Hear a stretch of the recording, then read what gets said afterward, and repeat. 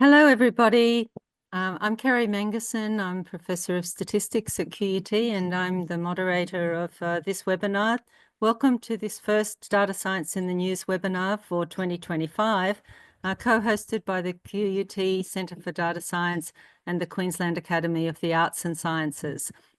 QUT acknowledges the Turrbal and Yagara people as the First Nations custodians of the land where QUT now stands. We pay respects to our elders or to their elders, past, present, and emerging. And we recognise that QUT, these lands have always been places of teaching, research, and learning. We also pay respects to the custodians of the lands on which the people who are participating in this webinar and who are the audience of this webinar are also standing today.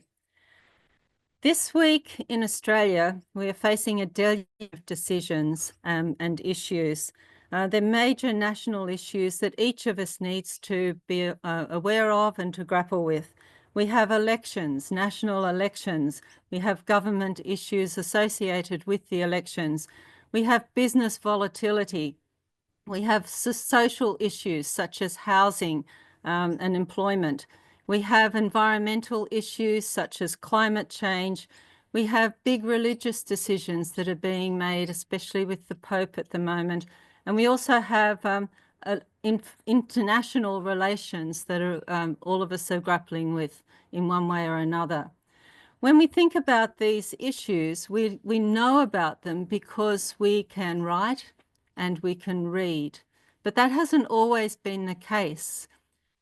500 years ago, reading was really the domain of the religious leaders and the government leaders.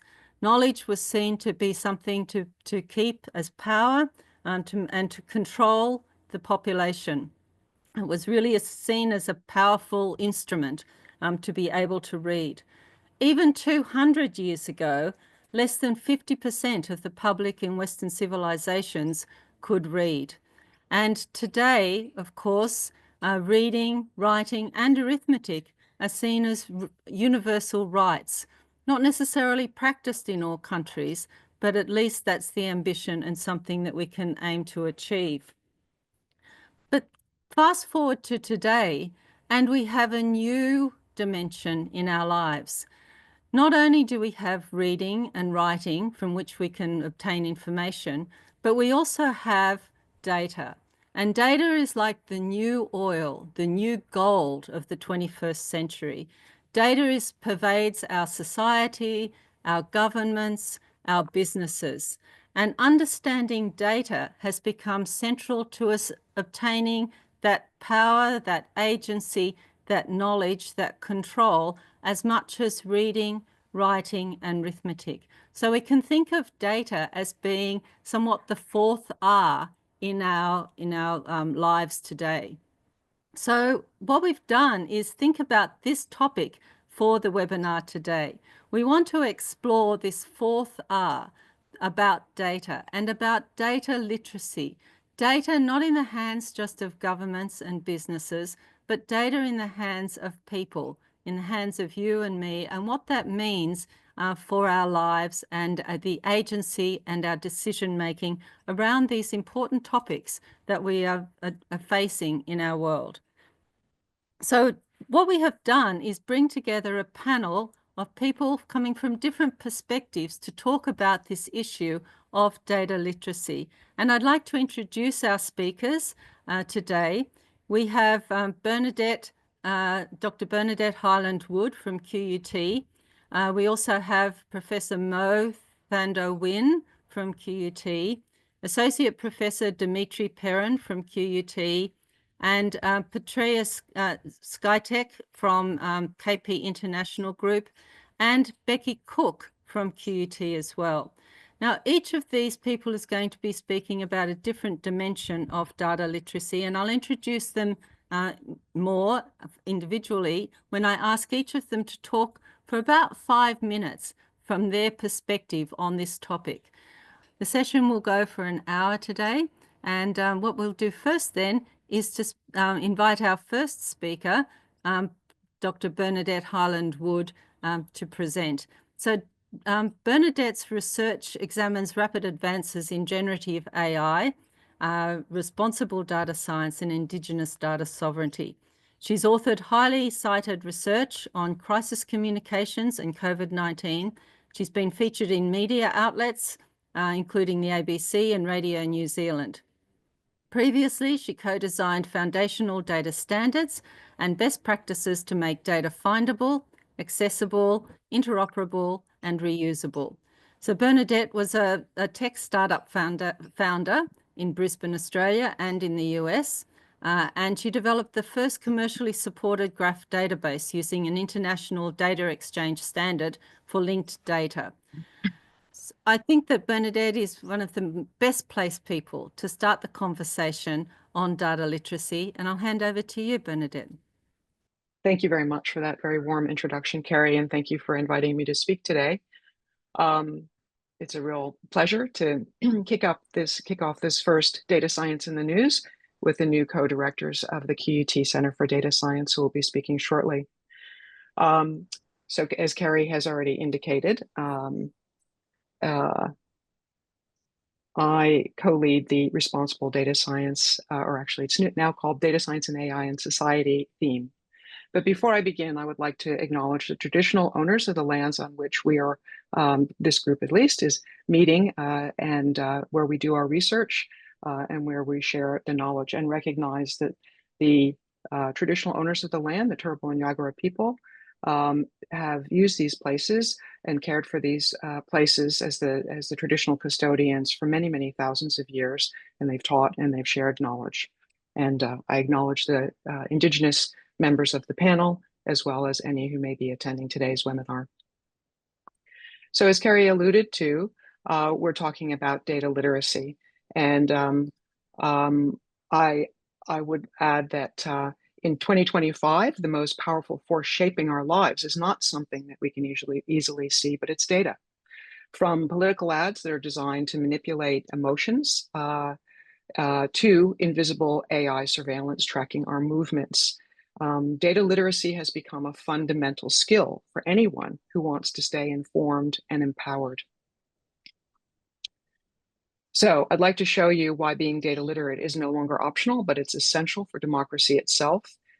In this environment that we find ourselves, that Kerrie discussed, data literacy is the ability to read, understand, question, and work with data, and it's become a fundamental civic skill on par with traditional literacy and numeracy.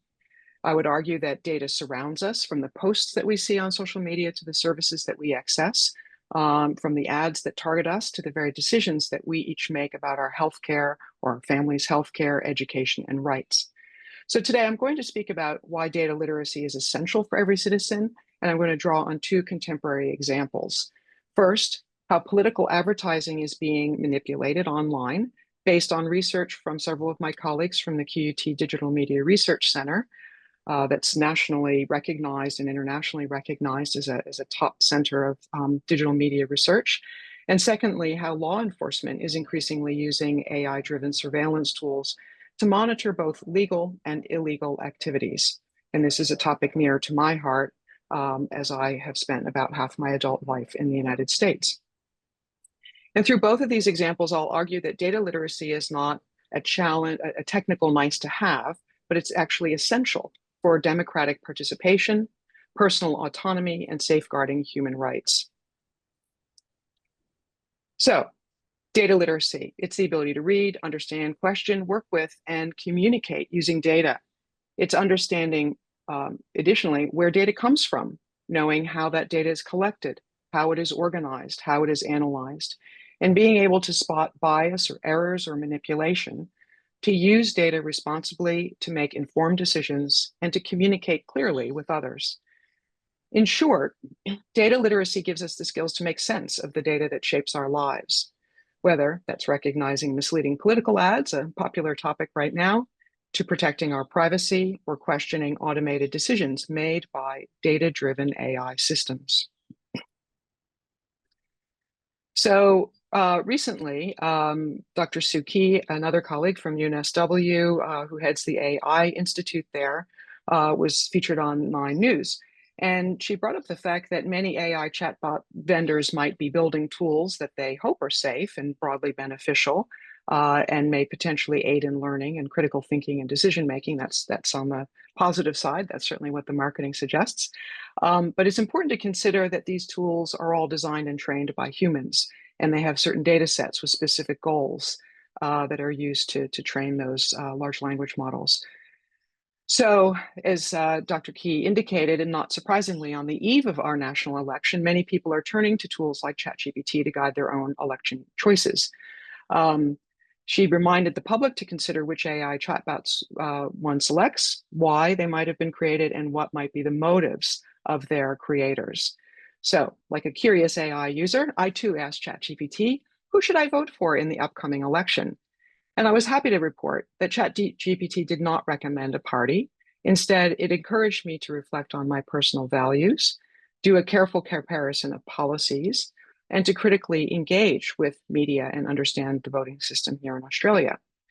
It even recommended using the ABC tool called Vote Compass, which is an online tool that all of us can access. It was designed by the ABC, but it helps users to match their views to party policies, and you can do it in about 10 minutes or less. And it says, based on your views and priorities, this party or that party supports those views and policies. So you may check that out, but that's very, very interesting to me. And I hadn't really thought about people using AI chatbots until very recently for elections.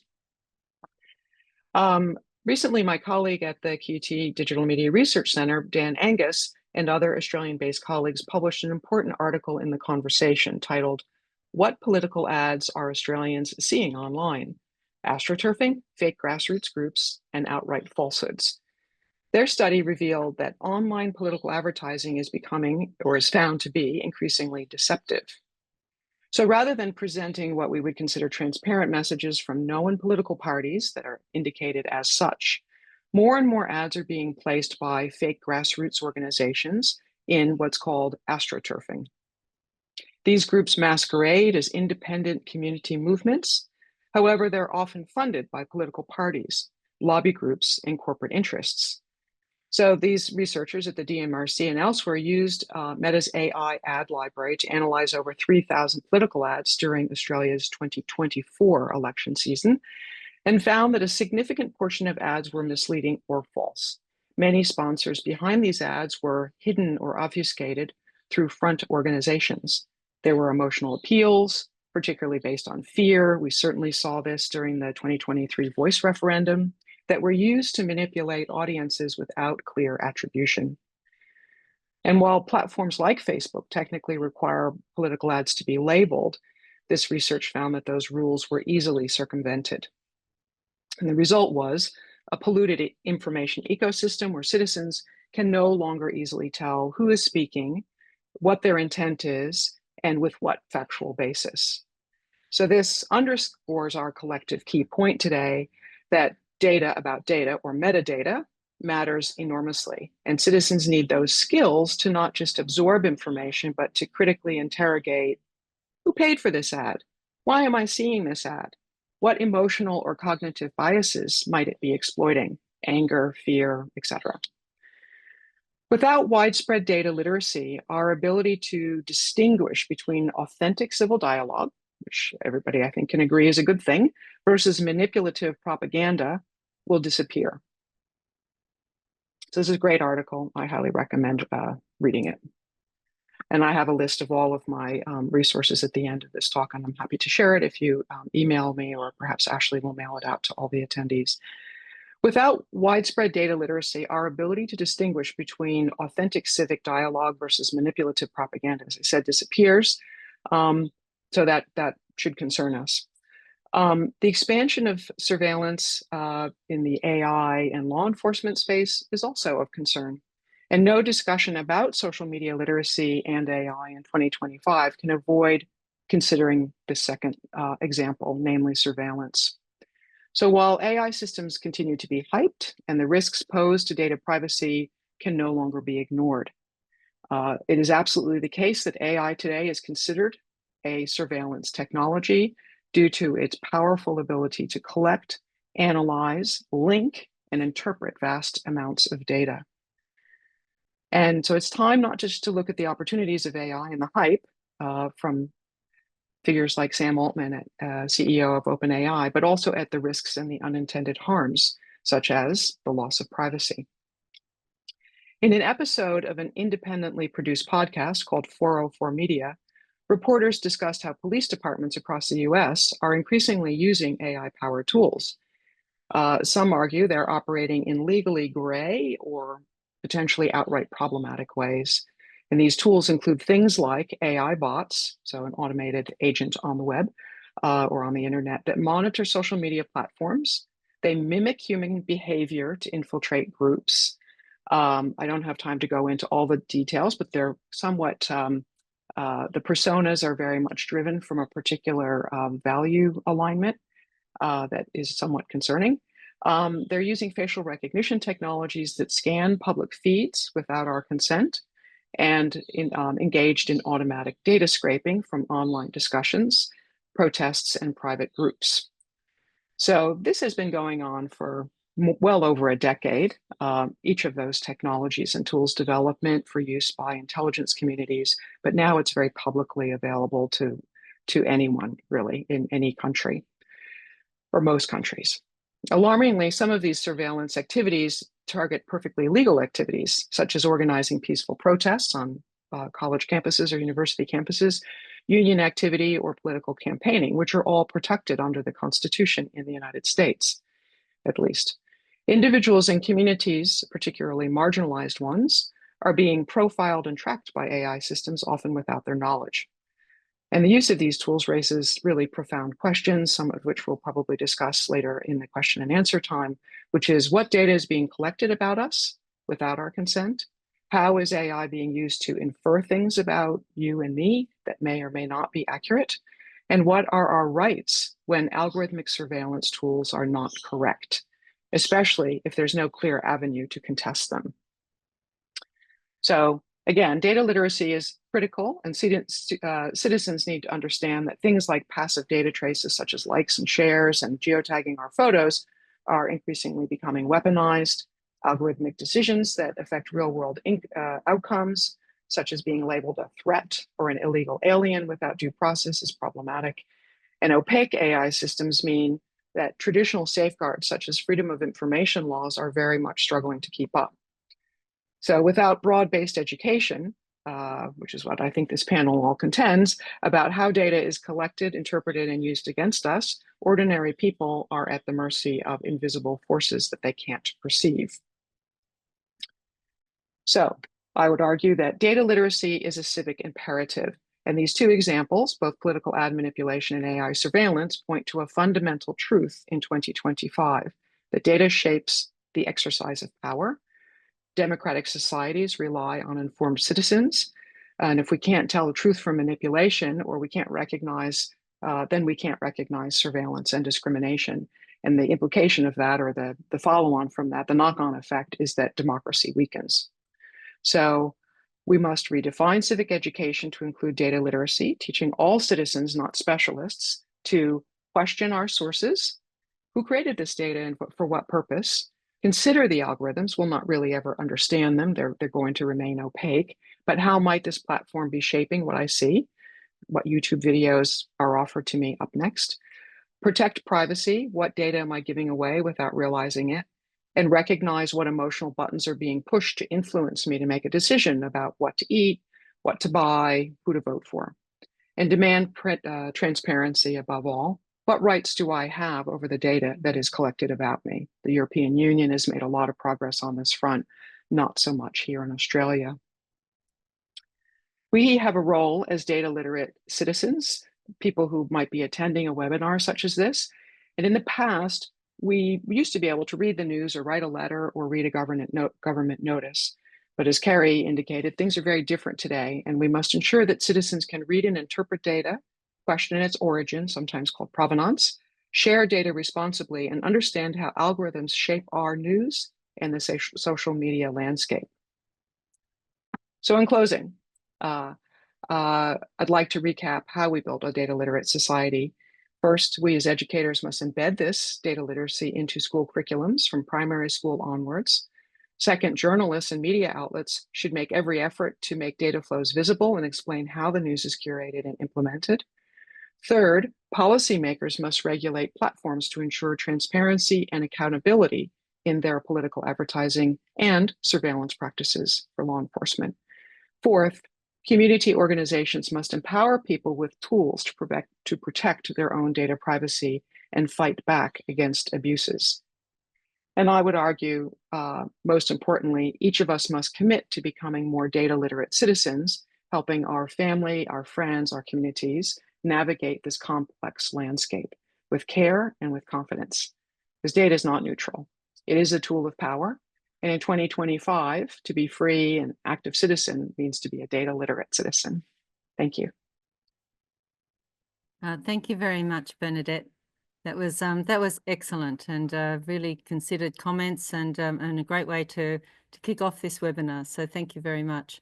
I'm going to turn now to Becki Cook. So Becki is a Nunukal Aboriginal woman and a PhD candidate. She's a research assistant in Indigenous data science and an ECR, early career research co-lead for this Centre for Data Science in Society theme. Becki uses Indigenous research methodologies to elevate Aboriginal and Torres Strait Islander people's perspectives, experiences and priorities in her research. And I've asked Becki to speak to us today about data literacy in Indigenous data communities, a very important sector of our community and our society. So Becki, over to you. Thank you, Kerrie. So I'm going to be talking about data literacy in an Indigenous Australian context today and talking about some of my work with the community around enhancing data literacy. First off, though, I am going to do an acknowledgement of country today. I'd like to acknowledge the spirit of this land and her people. I'd like to acknowledge the Aboriginal and Torres Strait Islander peoples who've been on these lands and cared for country for millennia. I'd like to acknowledge the Turrbal and Yagara peoples whose traditional lands are the place where QUT campuses stand in Mengersen. I'd also like to acknowledge my Nunukal elders who've kept our culture strong. I'd like to acknowledge that I'm joining today from the lands of the Kombumerri people, who are saltwater people from the Gold Coast region, where I have lived my whole life. I also just want to take a moment to reflect on what we're talking about today, which Bernadette has provided such a great introduction to and the context that we're in, which is data literacy and the importance of the ability to use data for informed decision making, particularly in the current political landscape. Today, I'm going to talk a little bit about how Indigenous data literacy is not just a technical competency, but it is a critical mechanism for self-determination, for truth-telling, supporting cultural continuity and for participation in our contemporary Australian society. So why improving data literacy matters? Well, historically, data about Indigenous peoples has been collected, interpreted and used by external entities, such as governments and researchers to inform policy and develop initiatives without the involvement of those it was collected about. And at the same time, it has been difficult for individuals to access their own data or data about their communities. Indigenous data literacy can strengthen agency within an increasingly data-driven society. Ultimately, it has the potential to enhance both personal empowerment and collective self-determination. And through strengthened data literacy, communities can reframe the dominant discourses, assert their priorities, and exercise greater control over their futures by using data in ways that is most beneficial to them.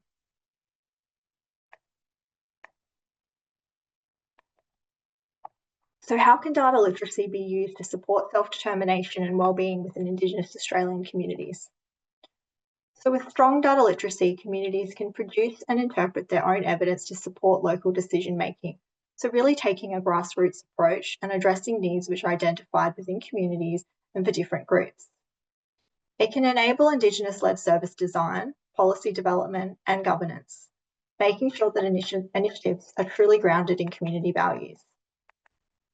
It can also allow communities to contest the deficit-based narratives that often dominate the public discourse about Indigenous peoples.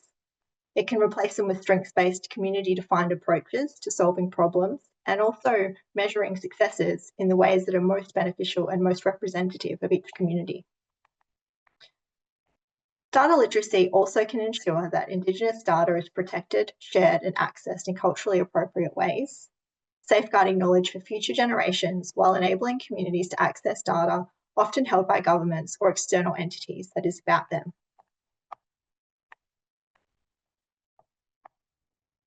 So in a previous study that we conducted in the Centre for Data Science with the Aboriginal and Torres Strait Islander Community Health Service Brisbane, we explored Indigenous Australian perceptions and understanding and use of data in the local community. And we asked local Aboriginal and Torres Strait Islander people here in Mengersen about data and data literacy and whether they thought it was important. And this is some of what they had to say.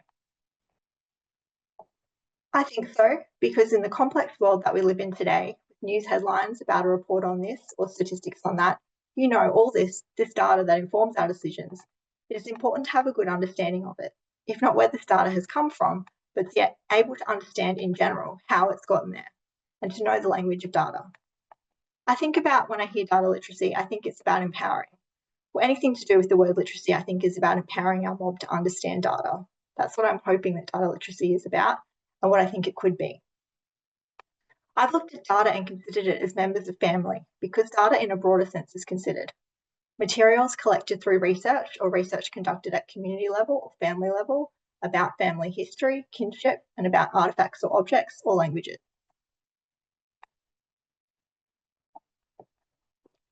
As I just mentioned, data is more than just statistics or numbers or the smallest piece of information. It is our stories, languages, and lands. It is our people and communities, and it also belongs to us. And it's important to consider that data is both numbers and statistics, but also these broader concepts. We're talking about people, and it represents real people in the numbers that we're looking at, and how we're represented in the information and things which are spoken about us. So my current project on data literacy was developed with the Aboriginal and Torres Strait Islander Community Health Service Brisbane, which is a community-controlled organisation. And this project has taken the lead from the community and aligns with the work that's being undertaken at ATSIG. And that's a really important consideration when we are talking about Indigenous research or addressing community priorities, is to really understand what people want and what is going to be of most benefit in there. The overall aim, I'm not going to read through everything on the slide in the interest of time, but what we're hoping to do is develop a framework to be able to work with staff at the health service to support the community to engage with data more effectively. So as Bernadette talked about before, it's a really critical skill for participation in society and something that everyone needs to have. And so instead of creating training programs or something else that people are going to be required to do, we're going to work with existing relationships that people have with the health service to be able to encourage conversations about data, how to use data, and how data might be important in addressing agency related to healthcare and improving wellbeing.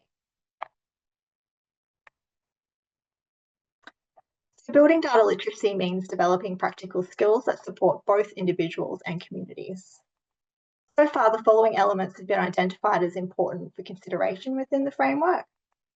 It involves defining what data means in the context of the local Indigenous community, and this might vary depending on different groups or locations. And so the best thing to do is to talk to people to find out what data means to them. We can identify data in its different forms, so whether it's surveys, government statistics, local community research, or also our knowledge as country, culture, and personal information.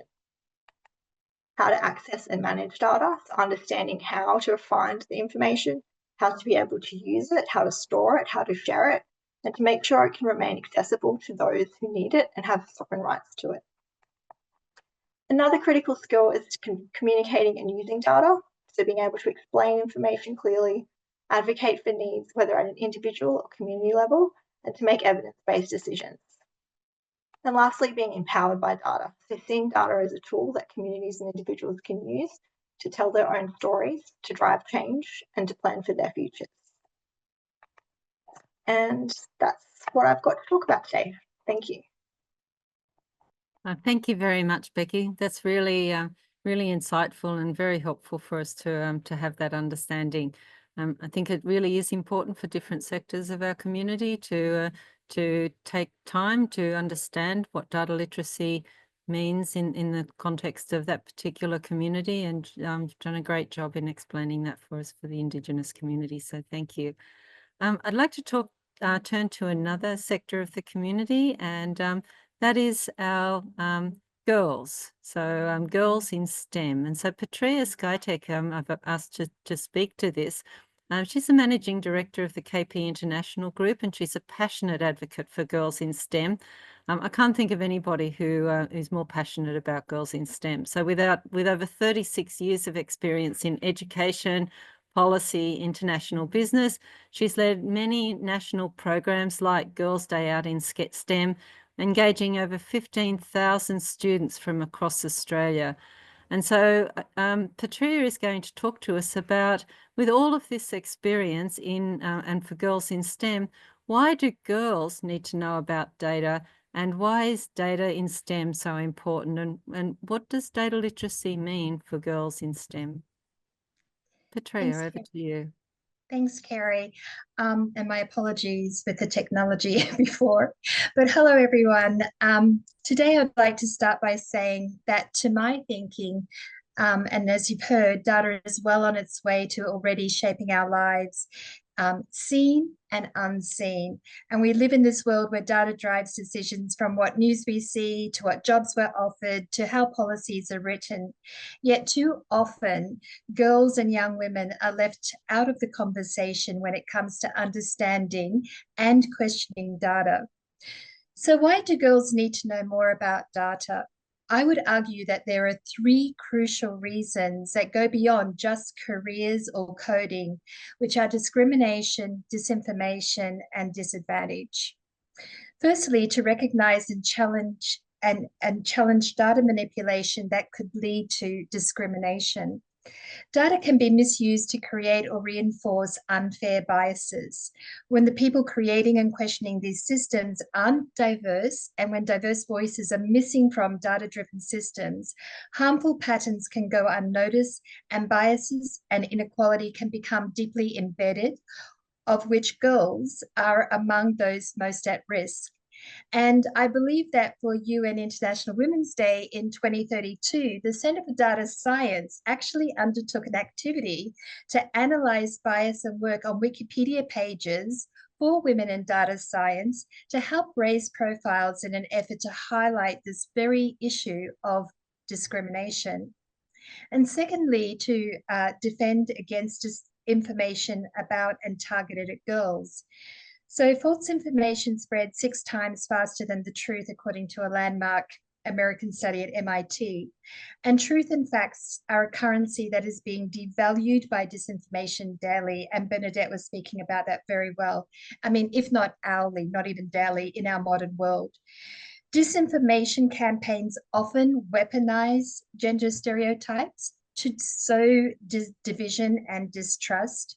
And so girls equipped with data literacy can better spot when statistics are twisted or fake narratives are pushed, and they can push back with facts and confidence. And thirdly, understanding data is about claiming power and preventing disadvantage, with both speakers were talking about this just earlier. Girls also deserve to participate fully in shaping economies, technologies, and societies. Without data skills, they risk being sidelined in decisions that affect education, health, and opportunity.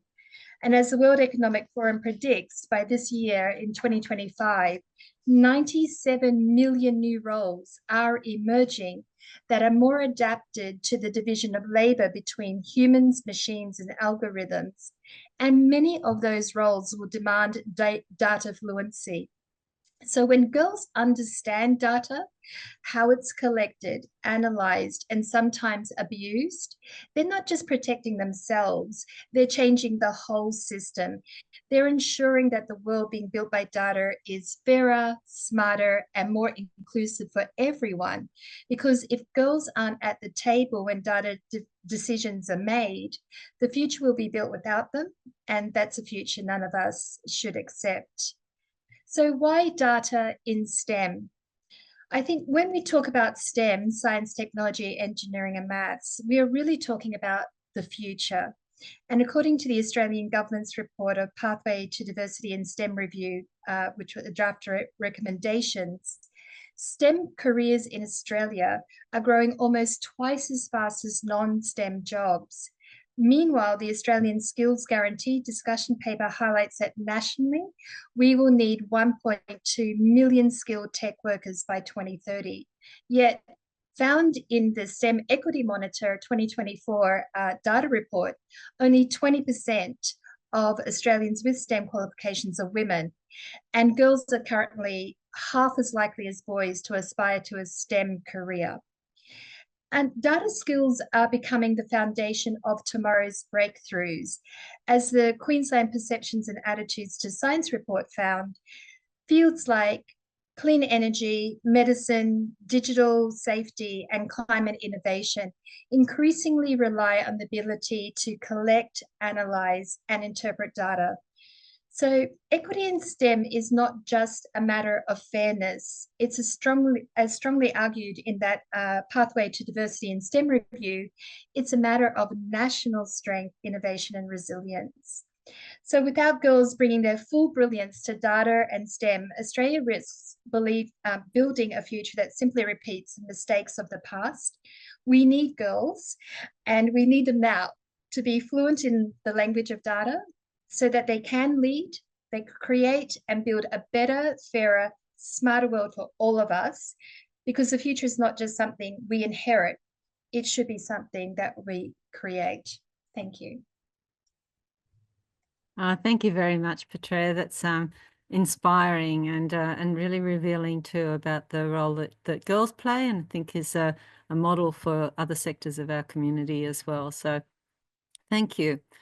I'm going to change now from society through to business, and I'm going to ask our co-director of the Centre for Data Science to talk to this. Professor Moe Thandar Wynn is a professor of information technology, developing fundamental knowledge and new theoretical principles in data and process science. She's a co-director of the Centre for Data Science, as I said, and she leads the process science discipline at QUT. She's got more than 15 years of experience in interdisciplinary research. She's worked with over 25 Australian partners in healthcare, insurance, health and safety, logistics, government, mining, utility, and agri-food supply chains. So she's superbly credentialed to speak about data and data literacy in business. So Moe, I've asked Moe to speak today on to the topic of keeping up. So what is the role of business and industry in supporting data literacy? Over to you, Moe. Thank you so much, Kerrie. Let me share my screen. All right, so hello everyone. In Kerrie's introduction, Kerrie was talking about data as being the new wow or the goal that we would like to use it for our analysis. I'd like to take that metaphor one step further and argue that data is as essential and critical as the air that we breathe. So like air, data is everywhere. And for all of us, without being conscious or not, we are actually producing and consuming data constantly, especially in today's digital-first society. So as soon as we wake up, as soon as we look at our phone and start interacting with the apps on our phone, then we are generating data, because then they are then tracking our steps. They are then looking at, GPS location. And as Bernadette pointed out, all the likes and shares and clicks that we interact with in the social media platform, we are a part of generating this large amount of big data. So whether or not you realize it or not. So I feel, and that with this metaphor of data is air, is emphasizing the fundamental and the indispensable role that data play in our own lives and also for businesses and industry. So here today, I'll be talking more about the business use of data and how critical it is for modern organizations. So data, as we all know, is fueling the engine of digital economy. So imagine an airline. An airline will be making use of the data about its passengers and its real-time flight information to be able to operate its business efficiently and effectively. So, and you might recall that when the CrowdStrike system software dropout happened late last year, then it has a major effect worldwide on how airlines or airports are functioning. So this is really like a lifeline, and data is required for their day-to-day operations. Of course, another view is to look at data driving innovation and new business models.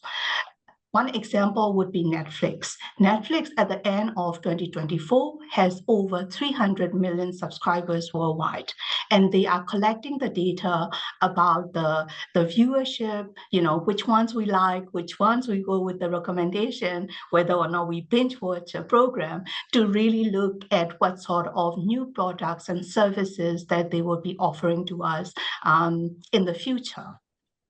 Third, data fosters adaptability and change for organizations. So if you imagine supermarkets during the COVID setting, during our recent flood event in Queensland, with the supermarkets not having the data about its stocks, supplier, supply chain, and also, of course, the customer demands and daily transactional data, then it is not possible for the supermarkets to adapt to this increased demand, change in demand, and not be able to do proactive risk management of their supply chain. So these are just a couple of examples where organizations are now looking at or relying on data to be able to perform their businesses in many different ways.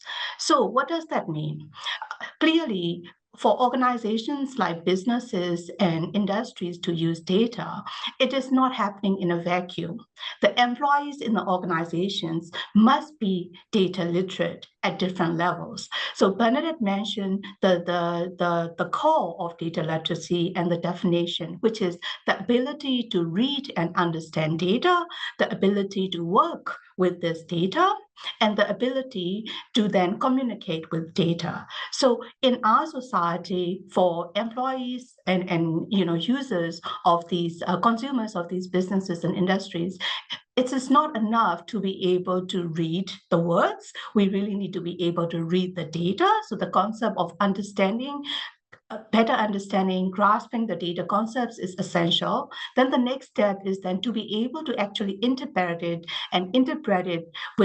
without biases, or interpret it understanding where the data comes from. The provenance of it is crucial.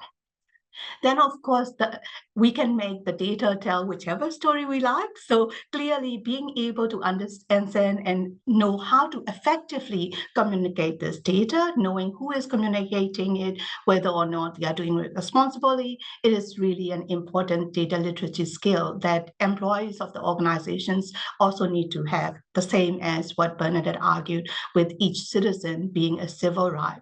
So then I would like to end this part of the talk by encouraging that all the businesses and industries to empower their employees so that we can use the data effectively and responsibly to help make informed decisions within the businesses that actually impact all the citizens. Thank you very much.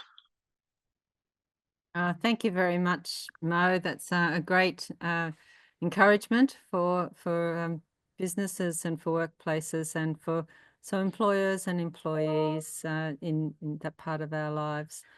I'm going to now turn to our other co-director of the Centre for Data Science, Associate Professor Dimitri Perrin. So he's an Associate Professor in the School of Computer Science at QUT, and he leads the Biomedical Data Science Group. And he's co-director of the Centre, and he has a long history in computer science and in healthcare, new approaches to analyse, understand and optimise complex systems. And his areas of research and his work span the areas of data science, artificial intelligence, machine learning, modelling, and computational biology and bioinformatics.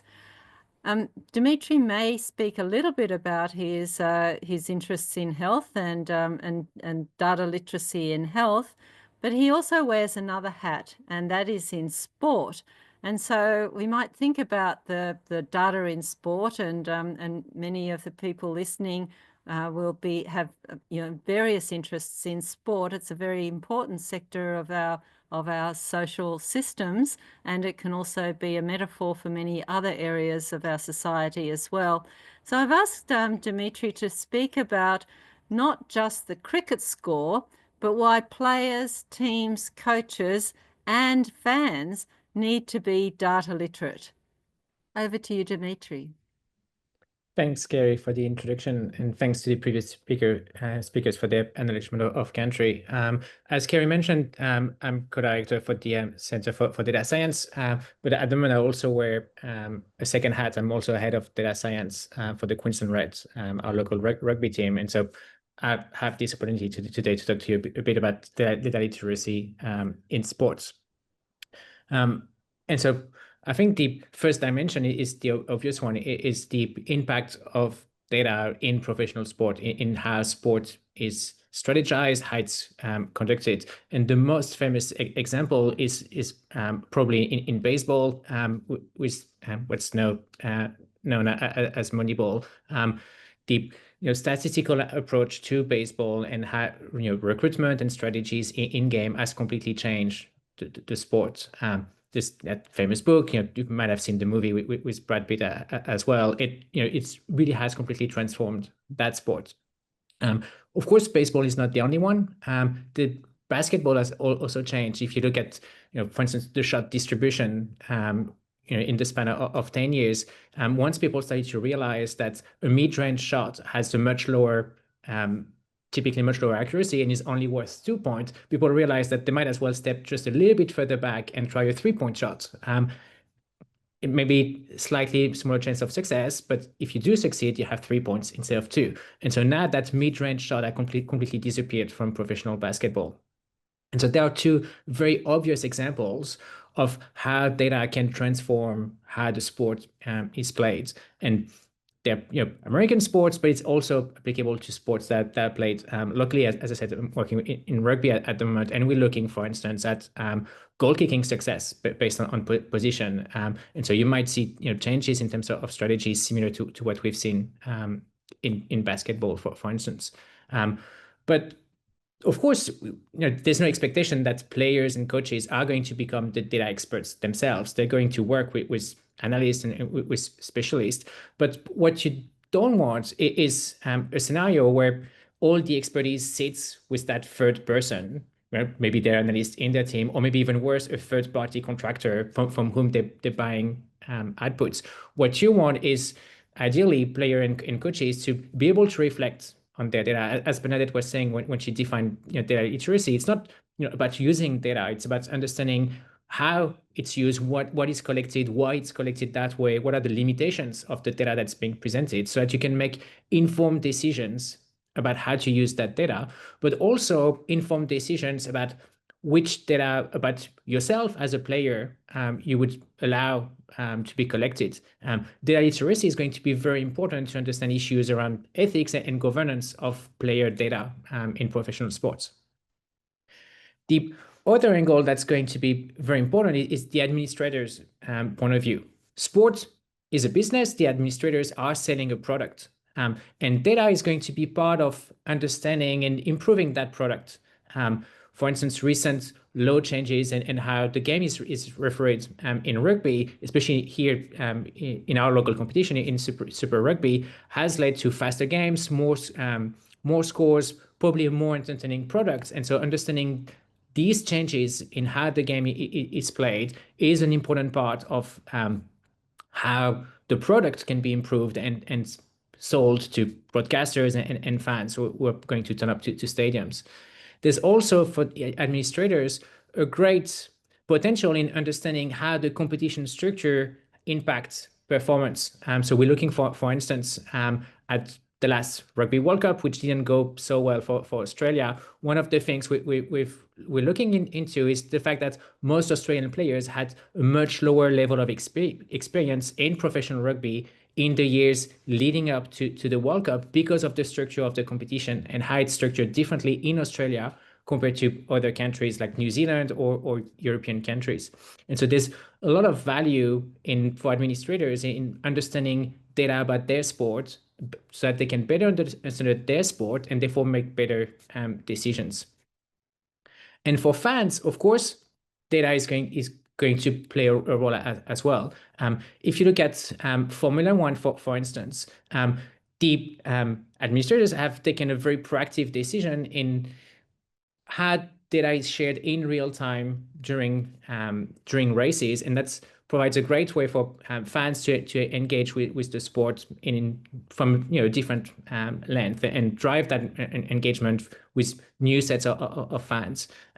It's also a very nice way potentially to look at the evolution of a sport. We have a colleague in the center, Chris Drovendi, who's done a lot of work in tennis or cricket, for instance, and understanding how you can analyze performance from different eras. How do you compare players from who played the game 20 years apart when sports can evolve so quickly? And that could be great resource for debates with your mates when you're talking about sports at the pub. So it's a similar thing we're looking at in rugby at the moment. And of course, my main recommendation with sports would be not to bet in the first place. But if you are going to ever place a bet on sport, I would recommend at the very minimum to understand what data can help you lose not too much money. So you should never bet in the first place, but you should never ever bet without being data literate. Thanks. Thanks very much, Dimitri. That's excellent. And of course, we have our the Australian Sports Tech and Analytics Research Hub, Aussie style hub at QUT, which brings together a large number of entities in sport across the country in sports analytics and increasing data literacy in that way. Unfortunately, we're coming to the end of our time, and although with best intentions we were going to have a Q&A session, I'm very aware of the time. So what I'm going to do is to ask each of the speakers just to give us a sort of 10-word message to the listeners, to the audience. What would be your advice or your message in about 10 words to the listeners? And I'm going to start, Bernadette. Now, for people listening, the panel has not heard this before. They haven't been asked this. So it will be interesting to see what these sort of off-the-cuff, from the heart messages would be about this fourth R, this data literacy that we've been discussing. Bernadette, what would be your message? I would say that data literacy is a journey, and maybe if you felt that you were a data literate person last year, learning the applications it's being used in today would cause you to re-engage and learn more. So there's never a final destination. Keep learning. Thank you. That's excellent. Becki, would you have a message? Data literacy, I think, is for everyone and should be determined in your own context. Perfect. Thank you very much. Petriea. I would say something similar. Don't fear data literacy, actually embrace it. And if you're a parent, an educator, then please also don't fear it and embrace it. Okay, perfect. Thank you. Moe, what's your message? Yes, thanks, Kerrie. So as we talked about it today, data definitely is power. So data literacy, right? Being data literate will give you superpower. So I would say following on other people's suggestions, don't fear and just, get your superpower on. Thanks. Perfect. Thank you. And Dimitri. Yeah, I think being data literate is not being a data expert. As we said, others have said it's a journey. And I think the first step is critical thinking and remembering that it's not because something is a number that it's more correct in itself than other types of information. So being critical about the data that's presented to you is a very important first step. Perfect. Thank you very much. Well, thank you very much to all of the speakers. I think it's been really illuminating, very considered discussion, very broad ranging, wide ranging, and really has spoken to this topic of the data literacy as the fourth R: reading, writing, arithmetic, and silent R for data. If any of the listeners are interested in any of the topics, as I said, we don't have time for the Q&A, but please reach out to the Centre for Data Science. Contact us about training or research opportunities, engagement opportunities, general discussion. We'd be very happy to engage with you. And I'd like to finish by just acknowledging and thanking the Centre for Data Science and the Queensland Academy of the Arts and Sciences for hosting these webinars. We'll be having another, the series will continue through 2025, and so soon we'll announce the next webinar.